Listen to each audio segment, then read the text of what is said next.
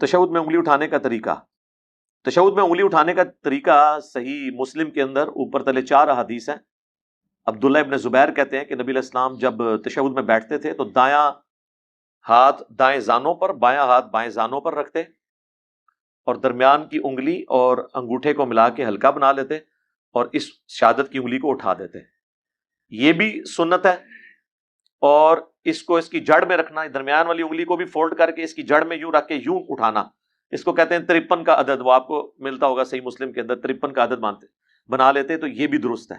اس میں میری detail video ہے تشہد میں انگلی اٹھانے کا طریقہ. تو تشہد میں بیٹھتے ہی آپ نے انگلی اٹھا لینی ہے، ٹھیک ہے جی، اور سلام پھیرتے تک اٹھا کے رکھنی ہے. اس حالت میں بھی نماز پڑھنا سنت ہے. اور ابو داؤد میں اور سنن نسائی میں ایک حدیث ہے کہ جب نبی علیہ السلام دعاؤں میں پہنچتے تھے نا، یعنی درود شریف کے بعد جو دعائیں ہیں، ویسے تو درود شریف بھی دعا ہے، تشہد بھی دعا ہے، لیکن جب ایک تشہد میں بات ہوتی ہے دعا کی تو اس سے مراد اینڈ والی دعائیں ہیں. جس طرح سورۃ الفاتحہ بھی قرات ہے اور سورہ فاتحہ کے بعد جو پڑھا جاتا ہے وہ بھی قرات ہے، لیکن جب ہم قیام کی بات کرتے ہیں پھر ہم 3 حصوں میں ڈیوائڈ کرتے ہیں، ثنا، فاتحہ اور قرات. حالانکہ فاتحہ بھی قرات ہوتی ہے. اس طرح تشہد میں جب ہم دعاؤں کی بات کرتے ہیں تو دعا سے مراد تشہد، درود شریف، اس کے بعد جو دعائیں آتی ہیں ان دعاؤں میں جا کے انگلی کو نبی علیہ السلام یوں حرکت بھی دیتے تھے.